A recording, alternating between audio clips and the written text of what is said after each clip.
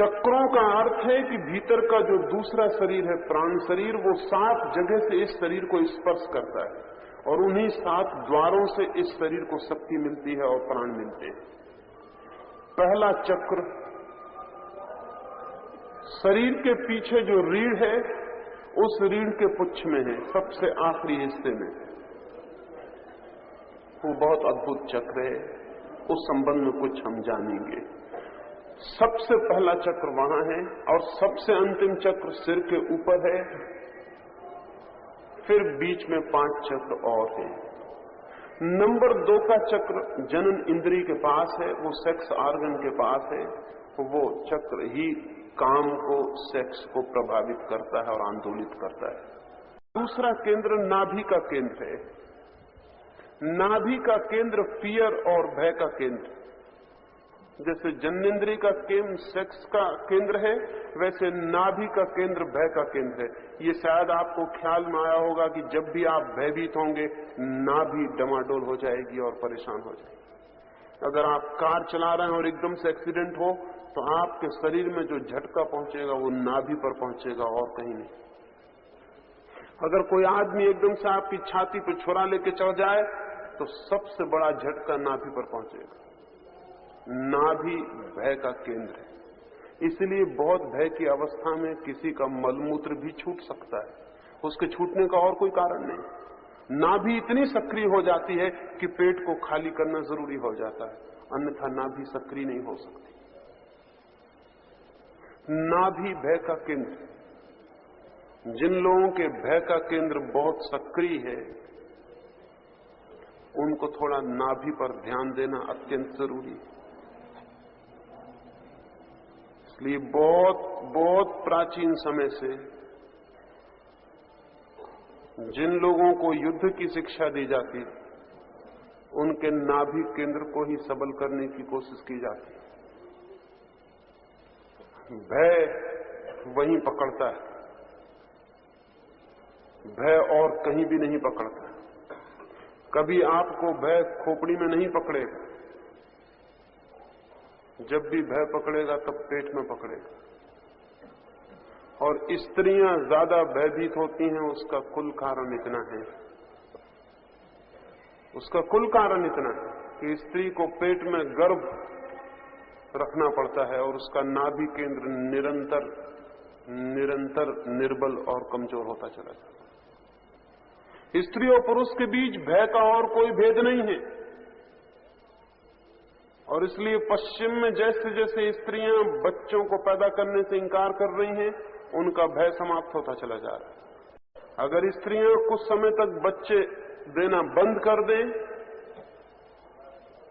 तो वे करीब करीब पुरुषों जैसी हालत में खड़ी हो जाएंगी। इसलिए दुनिया के जिन कौमों में भी स्त्रियां पुरुषों जैसी होने की कोशिश कर रही हैं, वहां वो मां बनने से इंकार करना शुरू कर देंगी, क्योंकि पुरुष नहीं बना जा सकता जब तक कि मां बनने की प्रक्रिया जारी है। क्योंकि वो जो मां बनने की स्थिति है, वही सारे व्यक्तित्व को भय से भर देती।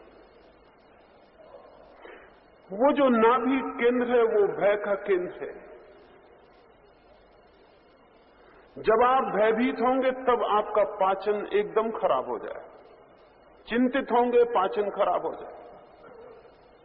इसीलिए चिंता और भय के कारण दुनिया में आज बहुत भय है और बहुत चिंता है। अल्सर की बीमारी का और कोई कारण नहीं होता। जितना भयभीत और चिंतित आदमी होगा, पेट की सारी व्यवस्था धीरे धीरे विकृत और खराब होती चली जाएगी। ये ध्यान रखना जरूरी है कि अगर काम केंद्र सक्रिय हो, तो आदमी जिस धर्म को जन्म देगा या जिस तरह के धर्म को मानेगा, वो धर्म किसी न किसी तरह सेक्सुअल आर्गी का धर्म होगा। सबसे प्राचीन धर्म के जो प्रतीक हैं, वो जननेंद्रिय के प्रतीक हैं, फैलिक। जैसे शंकर का शिवलिंग, या यूनान में या रोम में या मिस्र में जो प्राचीनतम, मेसोपोटामिया में, बेबीलोन में, सीरिया में या हड़प्पा मोहनजोदड़ो में जो सबसे प्राचीनतम जो मूर्तियां मिली हैं, वे सब फैलिक, वे सब जननेंद्रिय के ही प्रतीक। ऐसा प्रतीत होता है कि आज से कोई 20,000 वर्ष पहले जो भी दुनिया में सभ्यता थी वो चूंकि अभी जानवरों से बहुत आगे विकसित नहीं हुई थी, इसलिए भगवान का प्रतीक भी जन्नेन्द्रिय ही हो सकती थी। वही केंद्र सबसे ज्यादा सक्रिय था। उस केंद्र के बाद जैसे जैसे मनुष्य थोड़ा बलशाली हुआ और थोड़ा पार हुआ वासना के, और भी उसने कुछ सोचना शुरू किया, भगवान की जो प्रतिमा बननी शुरू हुई वो भयभीत करने वाले भगवान की थी। ओल्ड टेस्टामेंट में या पुराने भगवान के जो रूप हैं रुद्र के, वो सारे के सारे रूप घबराने वाले, डराने वाले रूप। ऐसा प्रतीत होता है कि मनुष्य का जो दूसरा केंद्र है भय का, उस भय के केंद्र ने भयभीत करने वाले भगवान को जन्म दिया। वो जो मंदिरों में हाथ जोड़कर प्रार्थना करने वाला आदमी है, भगवान के चरणों में सिर रखने वाला आदमी है, जो कपता है और कहता है भगवान बचाओ, अगर वो थोड़ा भी ध्यान रखेगा तो उसे पता चलेगा कि उस प्रार्थना करने के क्षण में उसकी नाभि का केंद्र सबसे ज्यादा सक्रिय होगा। दुनिया जितनी शिक्षित होगी, जितना दुनिया में भय कम होगा, उतना ही पूजा और प्रार्थना करने वाले धर्म जमीन से अपने आप समाप्त होते चले जाएंगे, क्योंकि वे धर्म नाभि के केंद्र से विकसित होते हैं। अगर नाभि का केंद्र मजबूत हुआ तो वो विलीन हो जाएगा। मंदिरों में पुरुषों की बजाय स्त्रियां ज्यादा दिखाई पड़ती हैं, उसका कोई और कारण नहीं है, उनका नाभि का केंद्र पुरुषों से ज्यादा अच्छी है। जहां एक पुरुष होगा वहां कम से कम 4 स्त्रियां मंदिर में होंगी। सारे मंदिर स्त्रियां चलाती, सारे साधु संतों को स्त्रियां चलाती। भय वाला भगवान उन्हें अपील करता है, उन्हें सार्थक मालूम पड़ता है।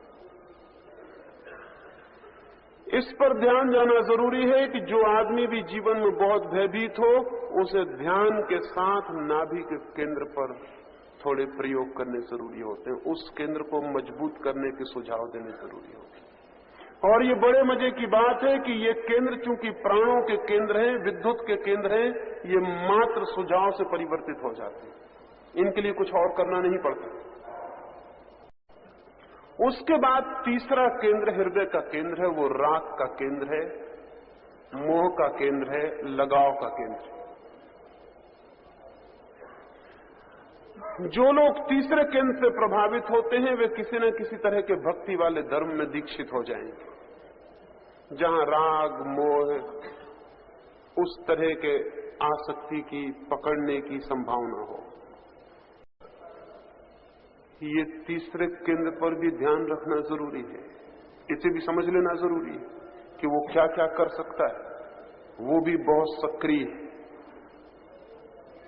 पूरब के मुल्कों में बहुत सक्रिय है, पश्चिम के मुल्कों में कम होना शुरू हुआ है। इसलिए पश्चिम के मुल्कों में परिवार टूट रहा है। परिवार के टूटने को कभी नहीं रोका जा सकता पश्चिम में, जब तक कि उनके हृदय के केंद्र को मजबूत करने की कोई वैज्ञानिक प्रक्रिया में दीक्षित न किया जाए। परिवार वहां टूटता ही चला जाएगा, क्योंकि राग का केंद्र टूट गया है, या टूट रहा है, या शिथिल हो गया, या निष्क्रिय। पूरब के मुल्कों में भी घटना शुरू हो गई है। और ये भी ध्यान रहे कि ये केंद्र भी पुरुष की बजाय स्त्री का ज्यादा सक्रिय है, इसलिए परिवार को बनाने वाला पुरुष नहीं है, परिवार को बनाने वाली स्त्री। इस भूल में कोई न रहे कि परिवार पुरुष ने निर्मित किया है। पुरुष परिवार निर्मित कर ही नहीं सकता। परिवार पुरुष के बावजूद निर्मित हो गया है। पुरुष तो परिवार से प्रति पल भागने की चेष्टा में रत, वो तो प्रतिपल भाग जाना चाहता है। उसका कोई राग का केंद्र उतना तीव्र नहीं है। स्त्री ने सारी की सारी सभ्यता खड़ी की है, परिवार और घर उसने खड़ा किया है। पुरुष जन्म से खानाबदोश है, वो भटकने वाला है, वो भटकता रहे उतना सुखी होगा, जितना भटके उतना सुखी होगा। स्त्री एक जगह खूंटी गाड़ के बैठ जाना चाहती है, भटकना उसे बहुत कठिन मालूम पड़ता है।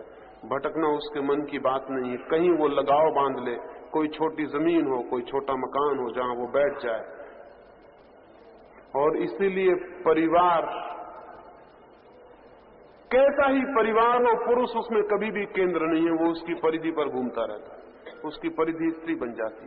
वो जो केंद्र है राग का, उस केंद्र पर भी विचार करना, समझना जरूरी है कि मेरे व्यक्तित्व में वो बहुत महत्वपूर्ण है या नहीं।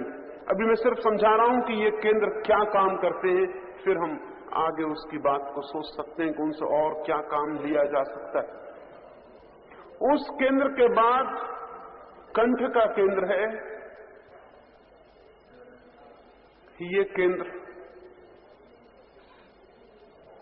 व्यक्तित्व को वाणी देता है, विचार भी देता है। और जिन लोगों का कंठ का केंद्र बहुत सक्रिय है, उनका जीवन अक्सर सिर्फ विचार करने में, बातचीत करने में खो जाता है, वे कुछ और नहीं कर पाते। मौन की साधना इस कंठ के केंद्र को निष्क्रिय करने की साधना है। उसके बाद दोनों आंखों के बीच वो छठवां केंद्र है, वो आज्ञा चक्र है। वो बहुत महत्वपूर्ण चक्र है। उस चक्र के द्वारा ही व्यक्ति अपने व्यक्तित्व को रूपांतरित करता है या रूपांतरित कर सकता है। लेकिन हमारे आज्ञा चक्र भी बहुत क्षीण है। हम अपने को कोई आज्ञा ही नहीं दे सकते हैं। अगर एक आदमी रात को तय करता है कि कल सुबह 4 बजे उठूंगा, सुबह 4 बजे पाता है कि वो खुद ही कह रहा है कि आज रहने दें, बहुत सर्दी है, फिर कल देखेंगे। सुबह उठ के पछताता है और कहता है कि मैंने तय किया था कि 4 बजे उठना है, फिर ये क्या हो गया, आज कसम खाता हूं कि आज जरूर उठूंगा, अब भूलूंगा नहीं। 4 बजे फिर रात, और फिर वो अपने को कहता है कि नहीं, आज जाने दो, फिर कल देखेंगे। सुबह फिर पछताता है। बात क्या है? एक आदमी एक वचन देता है और पूरा नहीं करता, एक आदमी तय करता है ये करूंगा और नहीं कर पाता है। इस सब के पीछे कारण क्या है? इस सब के पीछे एक ही कारण है, वो जो आज्ञा चक्र है, संकल्प का जो विल का केंद्र है, वो विल का केंद्र हमारा एकदम शिथिल है या ना के बराबर। ध्यान करते वक्त दोनों आंखों के मध्य में ध्यान होना चाहिए। वहां ध्यान होने से आप जो भी करेंगे वो मजबूती से और गहराई से भीतर प्रविष्ट होगा। ध्यान वहां रहेगा तो जितनी तीव्रता से आप जो भी करना चाहते हैं वो कर सकेंगे। यह आपने ख्याल किया होगा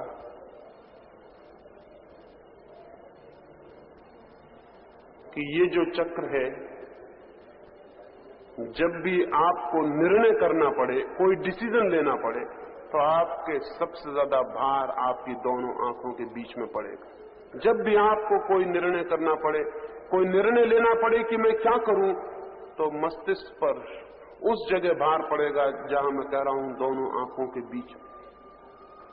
क्योंकि वहीं डिसीजन लिए जाते हैं, वहीं आज्ञाएं ली जाती हैं, वहीं संकल्प किए जाते हैं।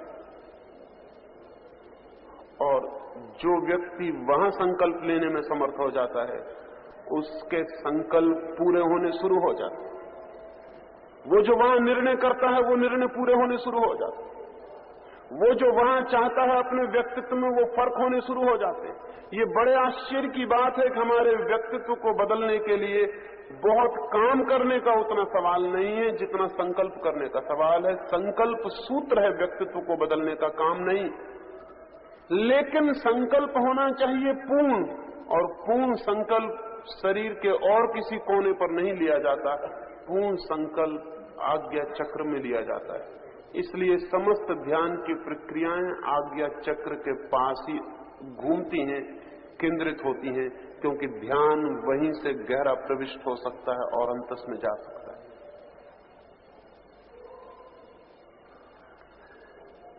अगर आप अफ्रीका के जंगली आदमियों से पूछें, या ऑस्ट्रेलिया के बुशमैन से पूछें, या अमेज़न के जंगलों में रहने वाले आदिवासी से पूछें, तो आप हैरान हो जाएंगे एक बात जानकर। जब पहली बार इन आदिवासियों को यह खबर लगी कि दुनिया के दूसरे लोग सिर से सोचते हैं, तो बहुत हंसने लगे। उन्होंने कहा, सिर से कोई सोच ही नहीं सकता, हम तो पेट से सोचते हैं। आदिवासी पेट से ही सोचता है। वो जो मैंने नाभि का चक्र कहा, उसी से सोचता है। वो अभी पशुओं से बहुत ज्यादा विकसित हालत में नहीं। हजारों साल तक करोड़ों लोग यही समझते रहे हैं कि सोचने की प्रक्रिया पेट में होती, बैली में होती, सोचने की प्रक्रिया बुद्धि में नहीं होती। और हम में से भी बहुत ही कम लोग सिर से सोचते हैं। जितने भी विश्वास करने वाले लोग हैं वो पेट से सोचते हैं, वो कभी सिर से नहीं सोचते, क्योंकि विश्वास करने के लिए सोचना ही नहीं पड़ता है। और इसलिए जो आदमी विश्वास ही किए चला जाता है उसके ऊपर के चक्र कभी विकसित नहीं होते, उसके नीचे के चक्र ही रह जाते हैं, वही सक्रिय रह जाते हैं। इसलिए मैं निरंतर विरोध करता हूं कि किसी पर श्रद्धा मत करना, किसी पर विश्वास मत करना, क्योंकि जब तक कोई स्वयं सोचना शुरू न करे उसके सोचने के अपने चक्र सक्रिय नहीं होंगे। और अपने चक्र सक्रिय न हो तो व्यक्ति करीब करीब हवा में भटकता हुआ एक पत्ते की भांति रह जाता। उसके पास ना अपनी कोई विल है, ना अपना कोई संकल्प है, ना अपनी कोई दृढ़ स्थिति है, उसके पास अपना कुछ भी नहीं है, वो किसी के पीछे चल रहा है।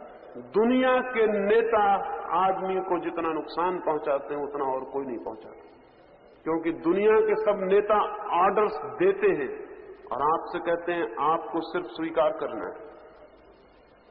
दुनिया के गुरु आज्ञाएं देते हैं और लोगों से कहते हैं आपको स्वीकार करना है। आपका अपने आज्ञा का चक्र कभी विकसित नहीं हो पाता।